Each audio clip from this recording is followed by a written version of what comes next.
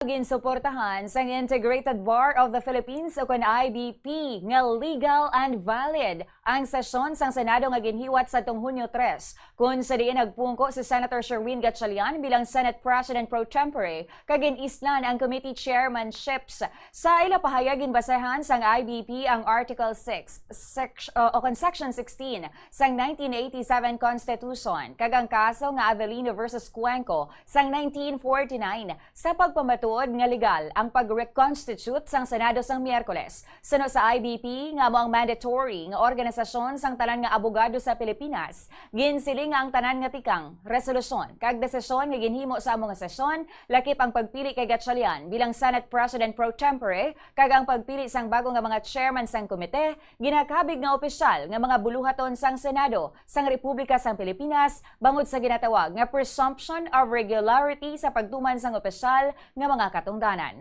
Ginpatkagman sang IBP nga bangod may duha ka senador nga wala na sa gahom sang Senado nga mapatambong sa mga sesyon. Ang pisikal nga presensya sang 12 ka senador bastante na bilang valid nga quorum. Nakahunong subong sa presehan si Senator Jinggoy Estrada bangod sa kaso nga plunder samtang nagpalagyo naman si Senator Ronald Bato de la Rosa kag wala mahibaluan kun sa diin bangod sang pending arrest warrant sang International Criminal Court. Sunod sa IBP, bangod 22 lamang ka miyembro ang ginakabig nga available o kung mahimo makatuman sang ila katungdanan. Ang presensya sang 12 ka senador bastante agud makalabot sa quorum. Matandaan nga ang majority block nga ginapangunahan ni Alan Peter Cayetano wala nagtambong sa plenary session sa 3 kasunod-sunod nga adlaw, subong nga semana halin Lunes tubtob Miyerkules. Si Senator Cheese Escudero nga kaalyado pa nila sang among ation ang nagkibot sa tanan sang nagtambong ini sa session hall o kung sa session sa diin nagahulat ang 11 ka members sang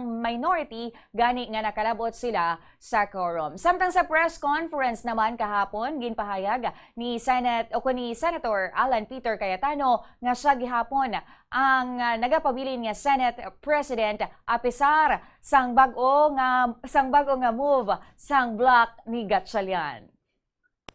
The reality is I was elected by 13. The Constitution, the Senate rule says, hindi ka pwedeng palitan kung hindi 13. So wala silang 13, so wala silang quorum. Kahit anong iimbento nila sa kanilang justification, hindi totoo yun. Pangalawa, even assuming may quorum sila, 13 para tanggalin ang Senate President pro tempore. Even if natanggal nila, kasi yung all seats vacant, nung pinukpok pa lang, natawa na ako, hindi alam ni Senator Win, you cannot declare all seats vacant with 12.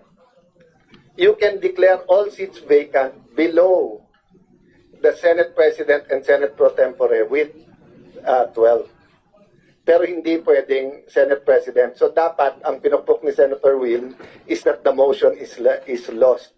Kasi 12 lang eh. Kami, nung nag-declare kami all seats vacant, 13 kami. Alan Peter Cayetano nga nagapanindugan nga siya gihapon ang Senate President.